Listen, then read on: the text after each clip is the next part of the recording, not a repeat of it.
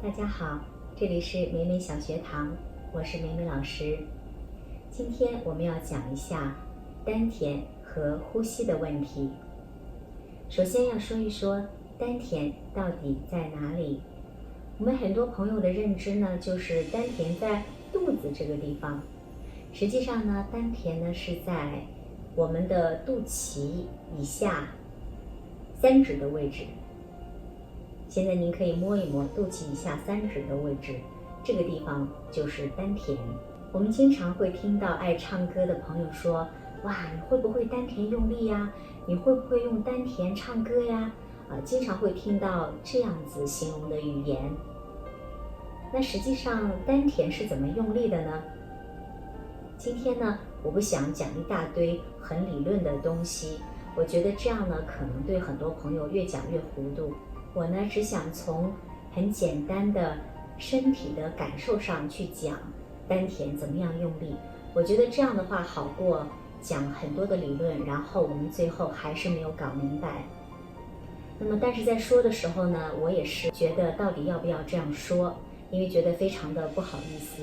那么在这之前呢，包括我在给我们歌唱班的同学上课的时候，特别是男生，我都没有直接讲，也就是在近半年的时间里吧，最后我觉得还是说吧，为了他们学唱歌的效果能够更加直接、更加快一点，所以我最后也就勉为其难的说了。那么到底是什么样的话语让我非常的难以启齿呢？也就是说，用丹田的那种感觉呢，就像我们上厕所的感觉，也就是大号的感觉。虽然真的是有一点点不太好意思，但真的是这样子的。那么也就是说，当你用丹田的时候，你就想一下那种憋气憋气的感觉。你往下憋的时候呢，你会觉得那个时候你的肚子整个是鼓起来的，整个腰呢也会随之膨胀起来，往下用力，往下憋气。但是呢，我要提醒朋友们的是，如果在我们用丹田用力往下的时候，这是针对唱高音的那个时候，如果您的胸口不够放松的话，那么这个丹田用的是一点价值都没有。为什么呢？相当于你一脚踩油门，一脚踩刹车。所以在你用的时候，你一定要你的身体上半身和下半身一定要分开。那么有一句话是形容人的，说哎呀，这个人呢真的是人格分裂。那么其实在唱歌当中呢，是身体分裂。怎么样分裂呢？也就是说，我们腰以下的下半身要求特别的紧张，也就是憋气下去，包括我们的腿然后我们的脚站在地下，像大树桩一样，扒在那个5个脚趾扒在地上，站在那里。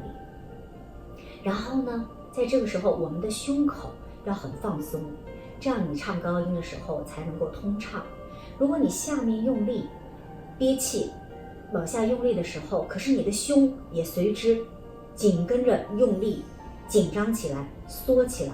那么你的高音没有办法顺畅的唱出去。因为在你同时用力的时候，你由上半身同时的又缩紧了它，所以我说是一脚踩油门，一脚踩刹车，就是这个道理。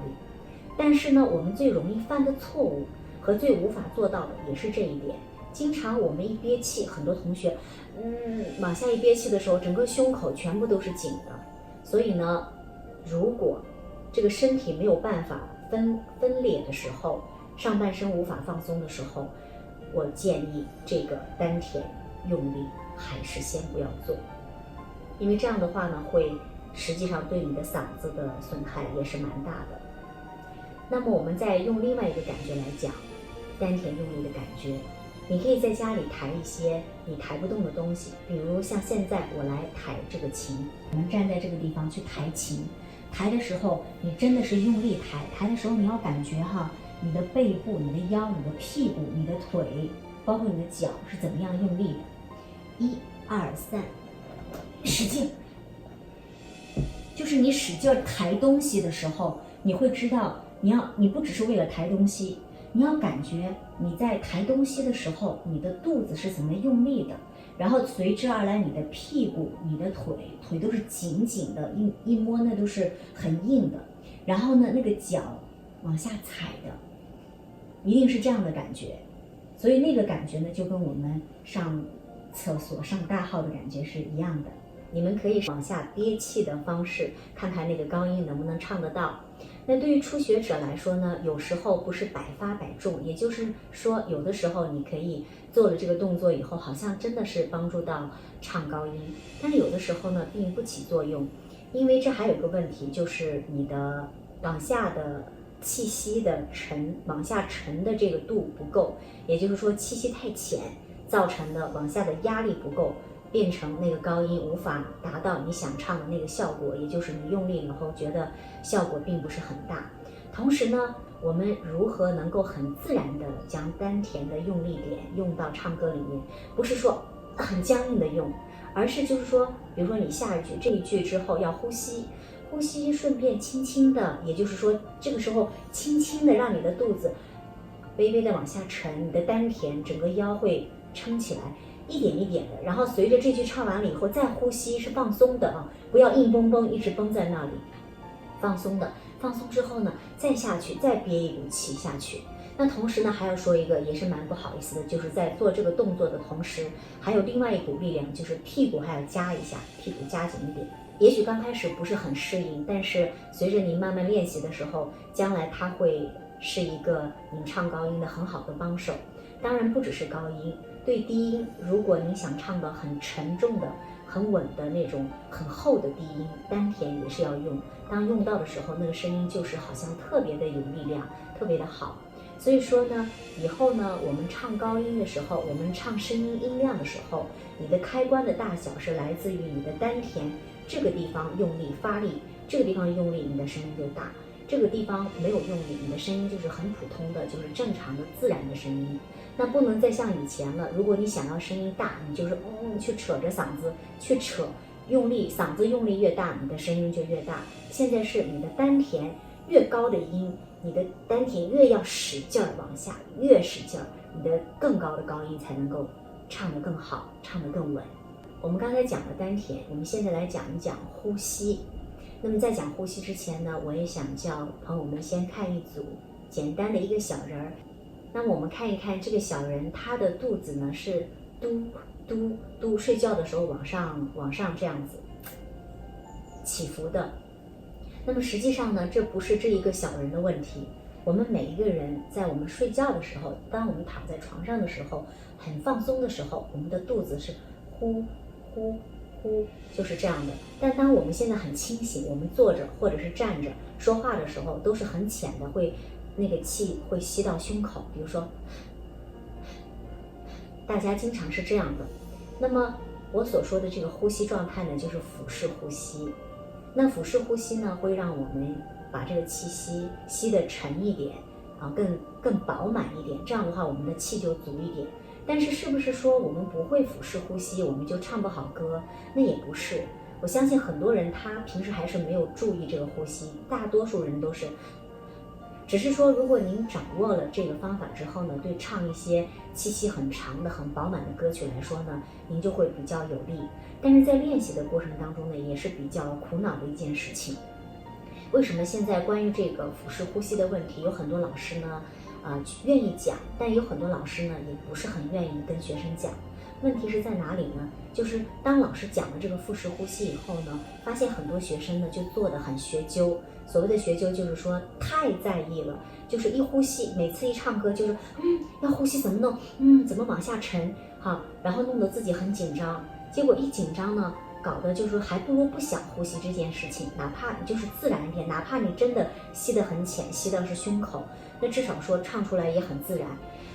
当你没有做好的时候，没有准备好的时候，老想着腹式呼吸往下用力，只是为了让肚子鼓起来而鼓起来去做这个动作的话，实际上是得不偿失，而且你并没有掌握到这个腹式呼吸。实际上我觉得腹式呼吸是不需要特意去练，是需要怎么样呢？是需要你去感受的，就是你经常要在床上躺着的时候感受你的肚子，怎么这个时候它会这样子动呢？那么然后你赶快站起来，站起来的时候想想还可不可以做到刚才躺在床上的时候这个肚子呼呼起来放下这样子的感觉。那么如果你发现当你站起来的时候又不行了，好像还是还是往上吸，那么麻烦再躺在床上，再找这个感觉。实际上，这个腹式呼吸也就是考验我们唱歌的人是不是完全特别放松的状态。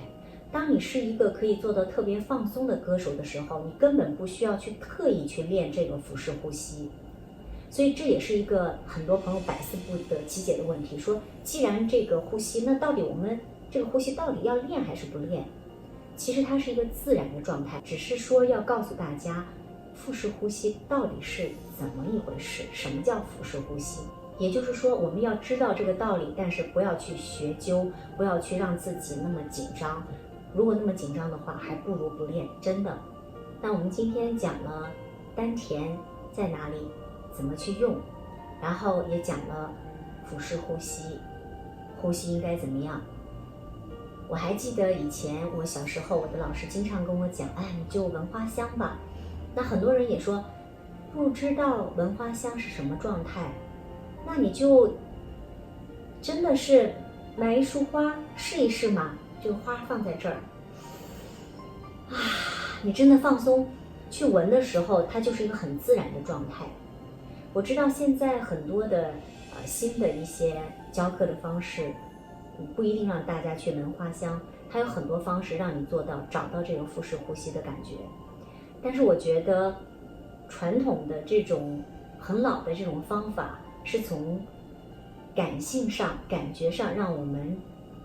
发声的器官和我们的整个的身体去协调、去沟通。我觉得如果我们不知道的话，我们应该去感受一下，这样的话会有助于我们真正的